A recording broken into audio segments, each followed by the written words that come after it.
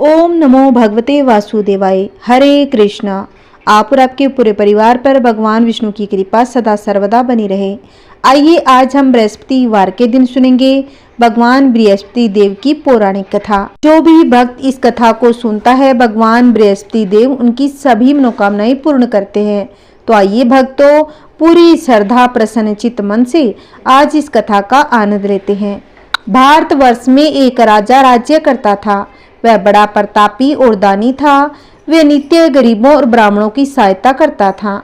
यह बात उसकी रानी को अच्छी नहीं लगती थी। वह न ही गरीबों को दान देती, न ही भगवान का पूजन करती थी और राजा को भी दान देने से मना किया करती थी। एक दिन राजा शिकार खेलने वन को गए हुए थे तो रानी महल में अकेली थी। उसी समय बृहस्पति देव साधु वेश में राजा के महल में भिक्षा के लिए गए और भिक्षा मांगी। रानी ने भिक्षा देने से इनकार किया और कहा, हे साधु महाराज, मैं तो दान पुण्य से तंग आ गई हूँ। मेरा पति सारा धन लुटाता रहता है।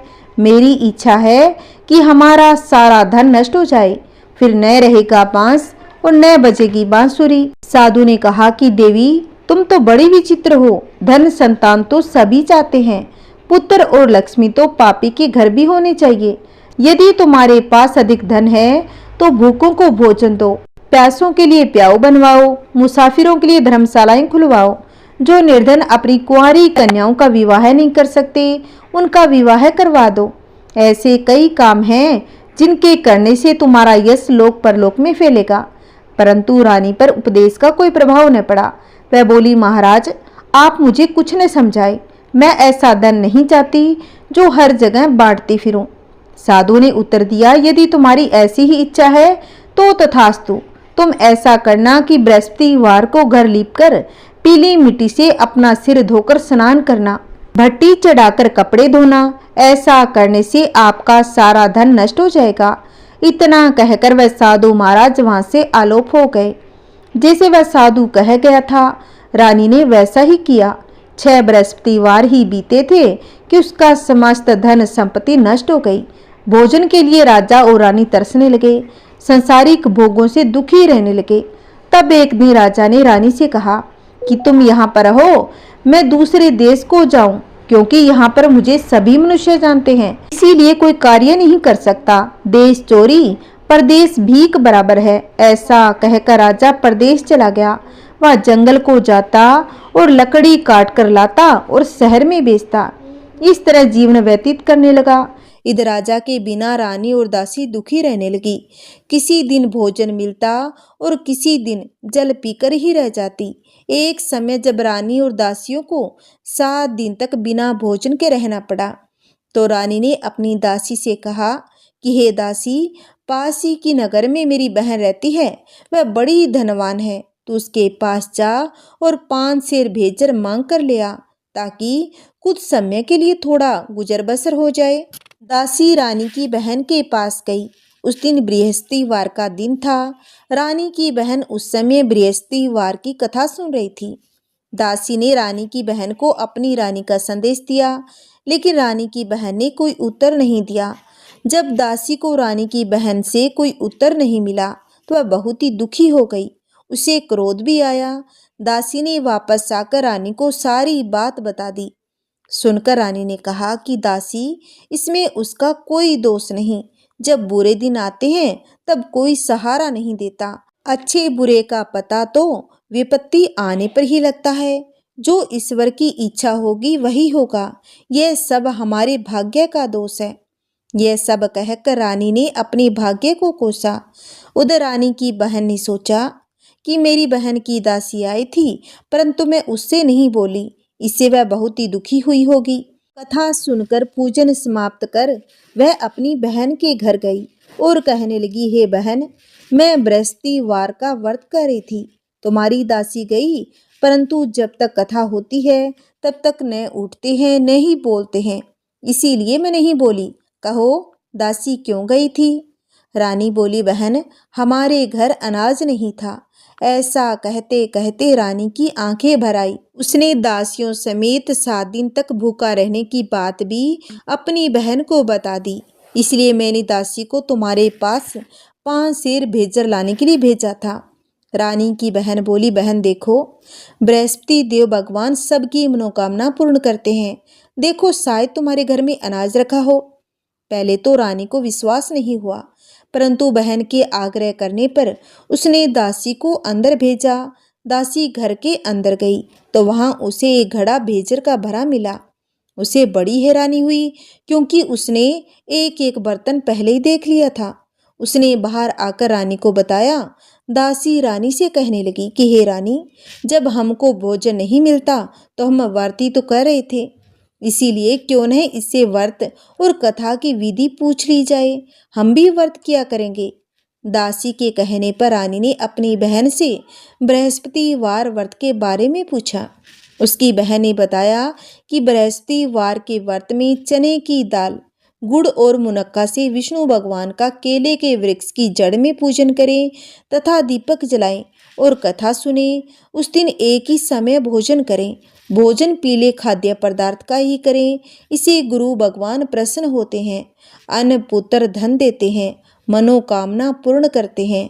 व्रत और पूजन की विधि बताकर रानी की बहन अपने घर लौट आई। अब रानी और दासी दोनों ने निश्चय किया कि बृहस्पति देव भगवान का पूजन जरूर करेंगे। 7 रोज बाद जब बृहस्पतिवार आया तो उन्होंने व्रत रखा। गुड़साल में जाकर चना और गुड़ बीन लाई तथा उसकी दाल से केले की जड़ तथा भगवान विष्णु का पूजन किया। अब पीला भोजन कहाँ से आए? दोनों बड़ी दुखी हुई, परंतु उन्होंने व्रत किया था, इसीलिए बृहस्पति देव भगवान प्रसन्न थे। एक साधारण व्यक्ति के रूप में वे 2 थालों में सुंदर पीला भोजन लेकर आए और दासी को देकर बोले कि हे दासी, यह भोजन तुम्हारे लिए और तुम्हारी रानी के लिए है, इसे तुम दोनों ग्रहण करना। दासी भोजन पाकर बहुत ही प्रसन्न हो गई। उसने रानी से कहा कि चलो रानी जी, भोजन कर लो। परंतु रानी को भोजन के बारे में कुछ भी पता नहीं था। तब रानी ने कहा कि दासी, यह भोजन तुम्हारे लिए ही होगा, इसीलिए तू ही भोजन कर। तब दासी ने कहा कि वह व्यक्ति हम दोनों के लिए 2 थालों में सुंदर पीला भोजन दे गया था, इसलिए मैं और आप दोनों ही साथ साथ भोजन करेंगे। यह सुनकर रानी बहुत ही प्रसन्न हुई तथा दोनों ने गुरु भगवान को नमस्कार कर भोजन ग्रहण किया। उसके बाद वे प्रत्येक बृहस्पतिवार को गुरु भगवान का व्रत और पूजन करने लगी।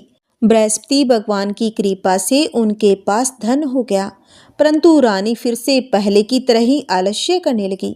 तब दासी बोली, देखो रानी जी, तुम पहले भी इस प्रकार आलस्य करती थी, तुम्हें धन रखने में कष्ट होता था, इस कारण सभी धन नष्ट हो गया। अब गुरु भगवान की कृपा से धन मिला है तो फिर से आलस्य करने लगी। बड़ी मुसीबतों के बाद हमने ये धन पाया है, इसीलिए हमें दान पुण्य करना चाहिए। अब तुम भूखे मनुष्यों को भोजन करवाओ, प्याऊ लगवाओ, ब्राह्मणों को दान दो, कुआं, तालाब, बावड़ी, बाग बगीचे आदि का निर्माण करवाओ, मंदिर, पाठशाला, धर्मशाला बनवाकर दान दो, निर्धनों की कुंवारी कन्याओं का विवाह करवाओ, साथ ही यज्ञ आदि कर्म करो, अपने धन को शुभ कार्यों में खर्च करो, जिससे तुम्हारे कुल का यश बढ़े तथा स्वर्ग प्राप्त हो और पितृ भी प्रसन्न हो। दासी की बात मानकर रानी शुभ कर्म करने लगी, उसका यश फैलने लगा। एक दिन रानी और दासी आपस में विचार करने लगी कि न जाने राजा किस दशा में होंगे, उनकी कोई खोज खबर भी नहीं। उन्होंने श्रद्धा पूर्वक गुरु बृहस्पति भगवान से प्रार्थना की कि राजा जहाँ कहीं भी हो शीघ्र वापस लौट आए। उसी रात्रि को बृहस्पति देव ने राजा को स्वप्न में कहा कि हे राजा, उठ, तेरी रानी तुझको याद करती है, अपने देश को लौट जा। प्रातःकाल राजा उठा और जंगल से लकड़ी काटने के लिए जंगल की ओर चल पड़ा। जंगल से गुजरते हुए विचार करने लगा कि रानी की गलती से उसे कितने दुख भोगने पड़े। राजपाट छोड़कर जंगल में आकर रहना पड़ा। जंगल से लकड़ी काटकर शहर में बेचकर गुजारा करना पड़ा और अपनी दशा को याद करके व्याकुल होने लगा। उसी समय राजा के पास बृहस्पति देव साधु के वेश में आकर बोले, हे लकड़हारे, तुम इस सुनसान जंगल में किस चिंता में बैठे हो, मुझे बतलाओ। यह सुन राजा के नेत्रों में जल भर आया। साधु की वंदना कर राजा ने अपनी संपूर्ण कहानी सुना दी। महात्मा दयालु होते हैं। वे राजा से बोले, हे राजा, तुम्हारी पत्नी ने बृहस्पति देव के प्रति अपराध किया था, जिसके कारण तुम्हारी यह दशा हो गई। अब तुम चिंता मत करो, भगवान तुम्हें पहले से अधिक धन देंगे। देखो, तुम्हारी पत्नी ने बृहस्पतिवार का व्रत आरंभ कर दिया है। अब तुम भी बृहस्पतिवार के व्रत में चने की दाल, गुड़ और मुनक्का से विष्णु भगवान का केले की वृक्ष की जड़ में पूजन करें तथा दीपक जलाएं और कथा सुनें। उस दिन एक ही समय भोजन करें। भोजन पीले खाद्य पदार्थ का ही करें। भगवान तुम्हारी सभी मनोकामनाओं को पूर्ण करेंगे। साधु की बात सुनकर राजा बोला, हे प्रभु, लकड़ी बेचकर तो इतना पैसा नहीं बचता जिसे भोजन के उपरांत कुछ बचा सकूं। मैंने रात्रि में अपनी रानी को व्याकुल देखा था। मेरे पास कोई साधन नहीं जिससे उसका समाचार जान सकूं। फिर मैं कौन सी कहानी कहूं, यह भी मुझको मालूम नहीं। साधु ने कहा, हे राजा, मन में बृहस्पति भगवान के पूजन व्रत का निश्चय करो। वे स्वयं तुम्हारे लिए कोई राह बना देंगे। बृहस्पतिवार के दिन तुम रोजाना की तरह लकड़ियां लेकर शहर में जाना। तुम्हें रोज से दुगना धन मिलेगा, जिसे तुम भली भांति भोजन कर लोगे तथा बृहस्पति देव की पूजा का सामान भी आ जाएगा। जो तुमने बृहस्पतिवार की कहानी के बारे में पूछा, वो इस प्रकार है। प्राचीन काल में एक बहुत ही निर्धन ब्राह्मण रहता था। उसके कोई संतान न थी। वह नित्य पूजा पाठ करता। उसकी स्त्री न तो स्नान करती थी और न ही किसी देवता का पूजन करती। इस कारण ब्राह्मण देवता बहुत ही दुखी रहने लगे। अपनी पत्नी को बहुत ही समझाते, किंतु उसका कोई परिणाम न निकलता। भगवान की कृपा से ब्राह्मण के यहाँ एक कन्या उत्पन्न हुई। कन्या बड़ी होने लगी। प्रातः स्नान करके वह भगवान विष्णु का जप करती। बृहस्पतिवार का व्रत भी करने लगी।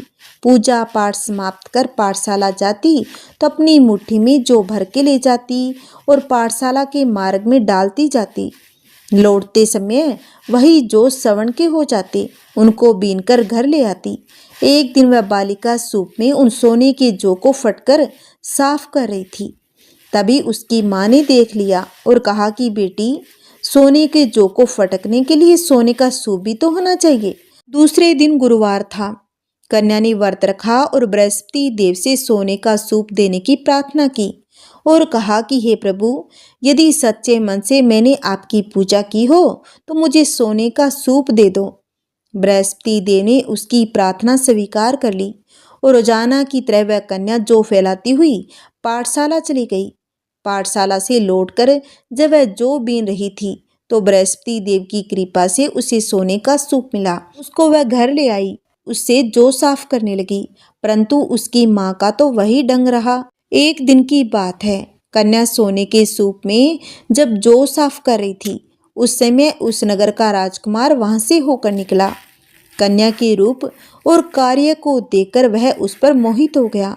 राजमहल आकर वह भोजन तथा जल त्याग कर उदास होकर लेट गया।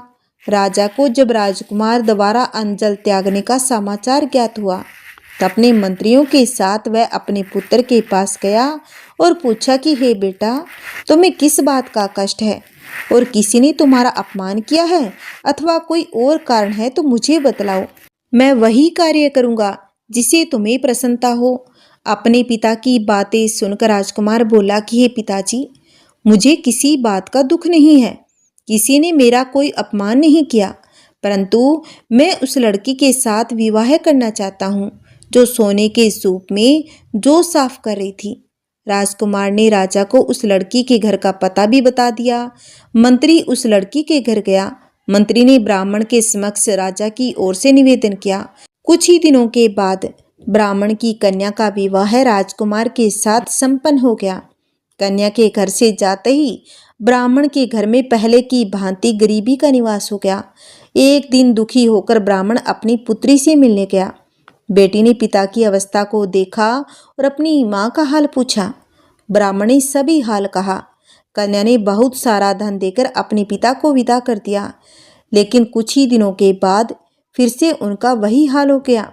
ब्राह्मण फिर अपनी कन्या के पास गया और सभी हाल कहा तो पुत्री कहने लगी कि पिताजी, आप माताजी को यहाँ ले आओ, मैं उन्हें वह विधि बता दूंगी जिससे गरीबी दूर हो जाए। ब्राह्मण देवता अपनी स्त्री को साथ लेकर अपनी पुत्री के पास राजमहल में पहुंचा तो पुत्री अपनी माँ को समझाने लगी कि हे माँ, तुम प्रातः काल स्नान आदि करके विष्णु भगवान का पूजन करो और बृहस्पतिवार का व्रत करो तो सब दरिद्रता दूर हो जाएगी।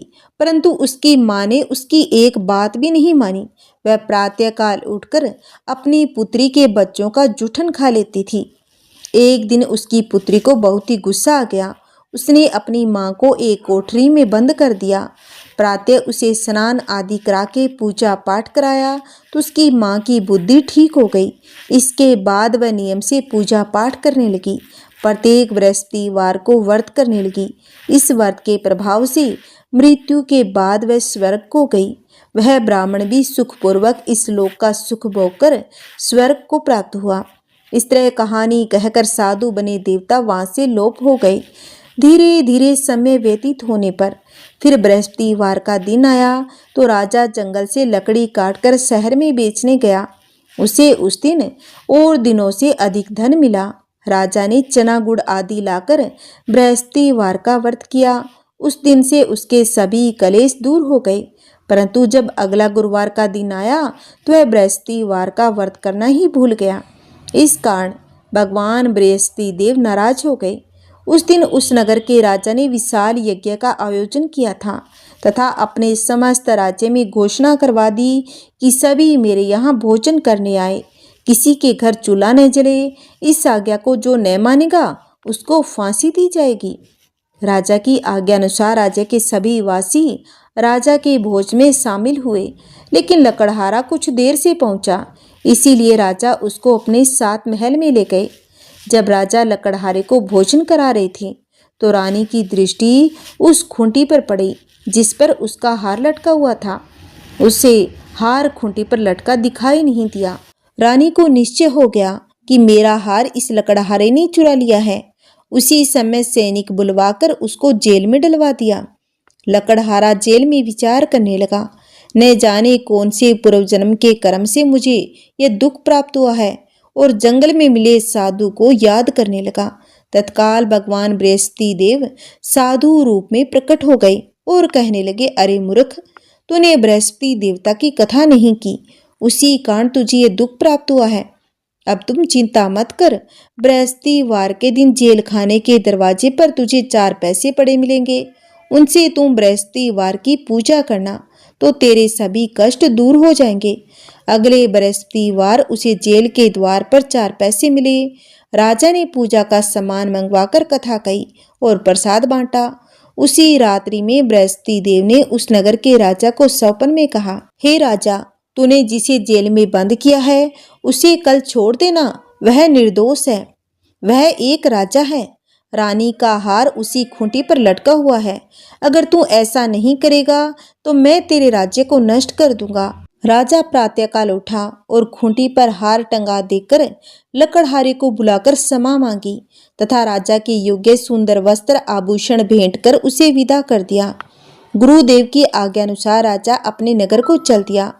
राजा जब नगर के निकट पहुंचा तो उसे बड़ा ही आश्चर्य हुआ। नगर में पहले से अधिक बाग, तालाब और कुएं और बहुत सी धर्मशालाएं, मंदिर आदि बने हुए थे। राजा ने पूछा कि ये किसका बाग और धर्मशाला है। तब नगर के सब लोग कहने लगे, यह तो सब रानी और दासी द्वारा बनाए गए हैं। राजा को आश्चर्य भी हुआ, गुस्सा भी आया कि रानी के पास धन कहाँ से आया होगा। जब रानी ने यह खबर सुनी कि राजा आ रहे हैं तो उसने अपनी दासी से कहा कि हे दासी, देख राजा हमको कितनी बुरी हालत में छोड़ गए थे। वह हमारी ऐसी हालत देखकर लौट न जाए, इसलिए तू दरवाजे पर खड़ी हो जा। रानी की आज्ञा अनुसार दासी दरवाजे पर खड़ी हो गई और जब राजा आए तो उन्हें अपने साथ महल में ले आई। तब राजा ने क्रोध करके अपनी तलवार निकाली और पूछने लगा कि बताओ, यह धन तुम्हें कैसे प्राप्त हुआ है। तब रानी ने सारी कथा सुनाई। यह सब धन हमें बृहस्पति देव के व्रत के प्रभाव से मिला है। अब राजा ने निश्चय किया कि मैं रोजाना दिन में 3 बार कहानी कहा करूंगा, रोज व्रत किया करूंगा। अब हर समय राजा के दुपट्टे में चने की दाल बंधी रहती। दिन में 3 बार कहानी कहता। एक रोज राजा ने विचार किया कि चलो अपनी बहन के यहाँ हो आऊं।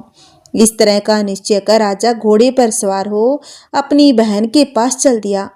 मार्ग में उसने देखा कि कुछ आदमी एक मुर्दे को लिए जा रहे थे। उन्हें रोककर राजा कहने लगा, अरे भाइयों, मेरी बृहस्पतिवार की कथा सुन लो।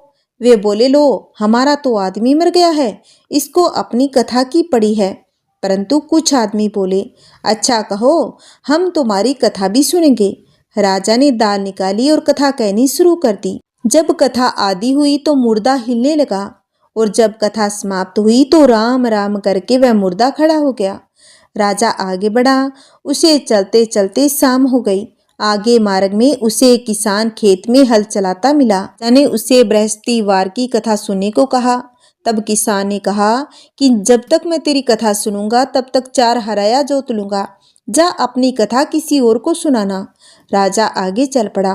राजा के हटते ही बेल पछाड़ खाकर गिर गया और किसान के पेट में बहुत तेज से दर्द होने लगा। उसी समय किसान की माँ रोटी लेकर आई। उसने जब देखा तो अपने पुत्र से सब हाल पूछा। बेटे ने सभी हाल बता दिया। बुढ़िया दौड़ी दौड़ी उस घुड़सवार के पास पहुंची। उसे बोली, मैं तेरी कथा सुनूंगी, तू अपनी कथा मेरे खेत पर चलकर ही कहना। राजा ने लौटकर बुढ़िया के खेत में जाकर कथा कही, जिसके सुनते ही बेल खड़ा हो गया तथा किसान के पेट का दर्द भी ठीक हो गया। राजा अपनी बहन के घर पहुंचा। बहन ने भाई की खूब मेहमानी की। दूसरे रोज प्रातःकाल उठा तो वह देखने लगा कि सब लोग भोजन कर रहे थे। राजा ने अपनी बहन से जब पूछा, ऐसा कोई मनुष्य है जिसने भोजन न किया हो, जो मेरी बृहस्पतिवार की कथा सुन ले। बहन बोली कि देखो भैया, यह देश ऐसा है, यहाँ लोग पहले भोजन करते हैं, बाद में कोई अन्य काम करते हैं। अगर कोई पड़ोस में हो तो मैं देख के आती हूँ। ऐसा कहकर वह देखने चली गई, परंतु उसे ऐसा कोई व्यक्ति नहीं मिला जिसने भोजन न किया हो। फिर वह एक कुम्हार के घर गई, जिसका लड़का बीमार था। उसे मालूम हुआ कि उसके यहाँ 3 दिन से किसी ने भोजन नहीं किया है। रानी ने अपने भाई की कथा सुनने के लिए कुम्हार से कहा तो वह तैयार हो गया। राजा ने जाकर बृहस्पतिवार की कथा कही, जिसको सुनकर उसका लड़का ठीक हो गया। अब तो राजा की प्रशंसा होने लगी। एक दिन राजा ने अपनी बहन से कहा कि बहन, मैं अपने घर को जाऊंगा, तुम भी तैयार हो जाओ। राजा की बहन ने अपनी सास से अपने भाई के साथ जाने की आज्ञा मांगी। सास बोली, हाँ चली जा, मगर अपने लड़कों को मत ले जाना, क्योंकि तेरे भाई की कोई संतान नहीं है। बहन ने अपने भाई से कहा कि भैया, मैं तो चलूंगी, मगर कोई बालक नहीं जाएगा। राजा बोला, जब कोई बालक ही नहीं जाएगा तब तू क्या करेगी। अपनी बहन को भी छोड़कर दुखी मन से राजा अपने नगर को लौट गया। राजा ने अपनी रानी से सारी बात बताई। हम निसंतान हैं, इसलिए कोई हमारे घर आना नहीं चाहता। बिना भोजन किए वह सया पर लेट गया। रानी बोली, बृहस्पति देव ने हमें सब कुछ दिया है, वे हमें संतान भी अवश्य ही देंगे। उसी रात बृहस्पति देव ने राजा के सपन में कहा कि हे राजा, उठ, सभी सोच त्याग दे, तेरी रानी गर्भवती है। राजा को यह जानकर बड़ी खुशी हुई। 9वें महीने रानी के गर्भ से एक सुंदर पुत्र पैदा हुआ। तब राजा बोला, हे रानी, स्त्री बिना भोजन के रह सकती है, परंतु बिना कहे नहीं रह सकती। जब मेरी बहन आए तो तुम उससे कुछ मत कहना। रानी ने हाँ कर दी। जब राजा की बहन ने यह शुभ समाचार सुना तो वह बहुत ही खुश हो गई तथा बधाई लेकर अपने भाई के यहाँ आई। रानी ने जब उससे कहा कि घोड़ा चढ़कर तो नहीं आई, गधा चढ़ी आई, तो राजा की बहन बोली, भाई, मैं इस प्रकार न कहती तो तुम्हारे घर औलाद कैसी होती। बृहस्पति देव सभी मनोकामनाएं पूर्ण करते हैं। जो सद्भावना पूर्वक बृहस्पतिवार का व्रत करता है एवं कथा पढ़ता है अथवा सुनता है और दूसरों को सुनाता है, बृहस्पति देव उसकी सभी मनोकामनाएं पूर्ण करते हैं, उनकी सदैव रक्षा करते हैं।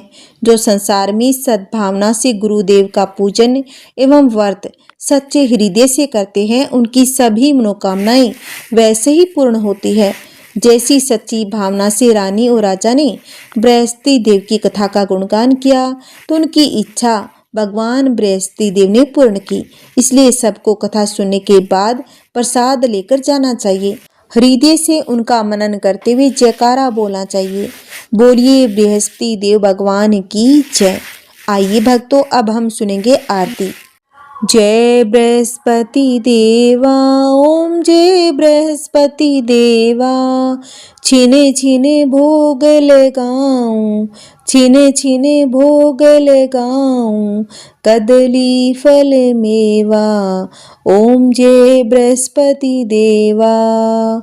तुम्हें पूर्ण परमात्मा, तुम्हें अंतर्यामी प्रभु, तुम्हें अंतर्यामी। जगत पिता जगदीश्वर, जगत पिता जगदीश्वर, तुम सबके स्वामी। ओम जय बृहस्पति देवा।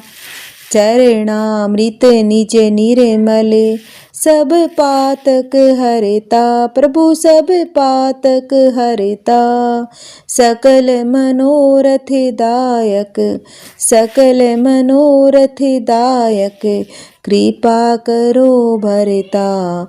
ओम जय बृहस्पति देवा। तन मन धन अर्पण करे, जो जन शरण पड़े प्रभु, जो जन शरण पड़े। प्रभु पर कट तब हो करे, प्रभु पर कट तब हो करे, आकर द्वार खड़े। ओम जय बृहस्पति देवा। दीन दयाल दयानिधि, भगतन हितकारी प्रभु, भगतन हितकारी।